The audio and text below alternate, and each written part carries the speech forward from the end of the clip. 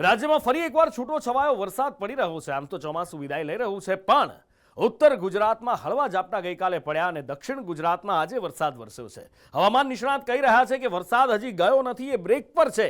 બંગાળની ખાડીમાં મ્યાનમારમાં એક સિસ્ટમ સક્રિય થવાની છે અને 24 તારીખથી ફરી વરસાદ લાવશે। સપ્ટેમ્બરના અંતથી ઓક્ટોબરની શરૂઆત સુધી વરસાદી માહોલ છવાયેલો રહેશે। ચોમાસું હજી ગયું નથી, બંગાળથી આવશે આફત, ફરી પડશે ધોધમાર વરસાદ।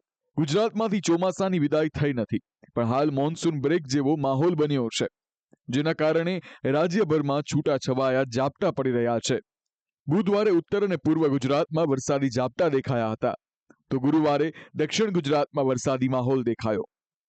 નવસારી જિલ્લા તેમજ ગ્રામ્ય વિસ્તારમાં વહેલી સવારથી ધીમી ધારે વરસાદ જોવા મળ્યો હતો।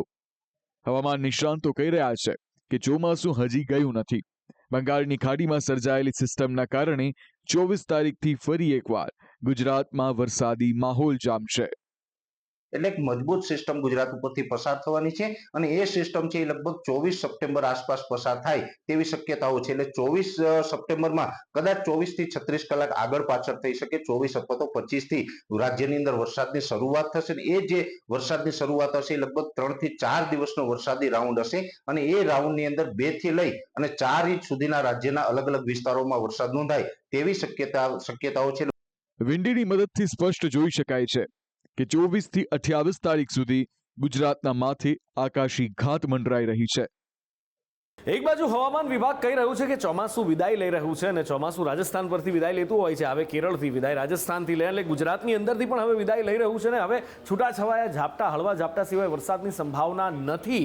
પણ બીજી બાજુ અંબાલાલ પટેલ હોય કે પરેશ ગોસ્વામી હોય, હવામાન નિષ્ણાતો એવું કહી રહ્યા છે કે જતા જતા એક રાઉન્ડ જબરજસ્ત આવશે, નવરાત્રી પણ બગાડી શકે એવો રાઉન્ડ આવશે। આખરે હકીકત શું છે, આખરે કોણ સાચું કોણ ખોટું એ જાણવાનો અમે પ્રયત્ન કર્યો, વિંડીમાં થોડું સંશોધન કર્યું અને દક્ષિણ ગુજરાતમાં જે વરસાદની વાત કહેવાય છે એ જોવા મળે છે। પણ એવું કહેવાય છે કે બંગાળની ખાડી ઉપરથી એક સિસ્ટમ આવશે, જેવી જન્માષ્ટમી ઉપર આવી હતી અને એ સિસ્ટમ બનતી અહીંયા દેખાય છે। મ્યાનમારની ધરતી ઉપર ડીપ ડિપ્રેશન, ત્યાંથી મિની સાયક્લોન અહીંયા બન્યું અને ત્યાંથી બાંગ્લાદેશ અને ભારતના પૂર્વીય તટ ઉપર આવે છે અને ત્યાંથી એ ધીમે ધીમે 22 તારીખે અહીંયા આગળ જન્મે છે અને સમુદ્રની અંદર આવે છે।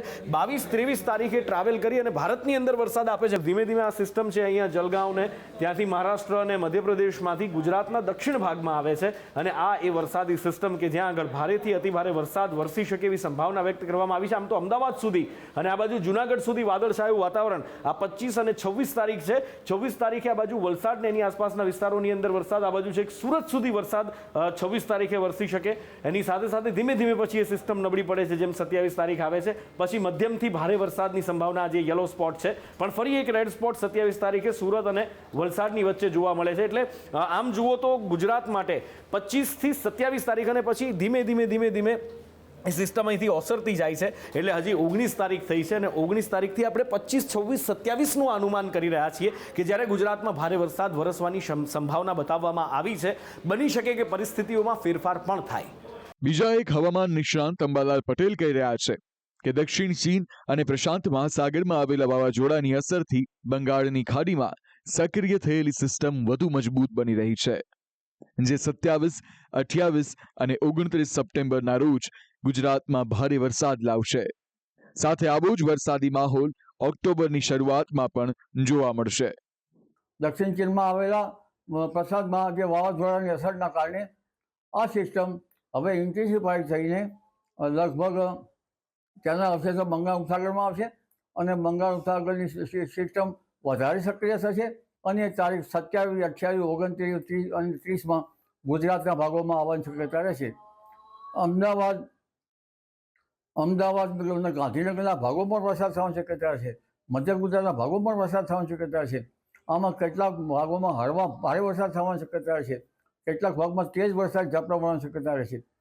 તારીખ 3 ઓક્ટોબર સુધીમાં લગભગ દક્ષિણ ગુજરાતના ભાગો અને પૂર્વ ગુજરાતના ભાગો, મધ્ય ગુજરાતના ભાગો અને ઉત્તર ગુજરાતના ભાગોમાં આ સિસ્ટમને જે એક પછી એક સિસ્ટમો બની રહી છે તેની અસરો વધારે થશે અને લગભગ ભારેથી અતિ ભારે વરસાદ દક્ષિણ ગુજરાતના ભાગોમાં અને ગુજરાતના કેટલાક ભાગોમાં થવાની શક્યતા રહેશે.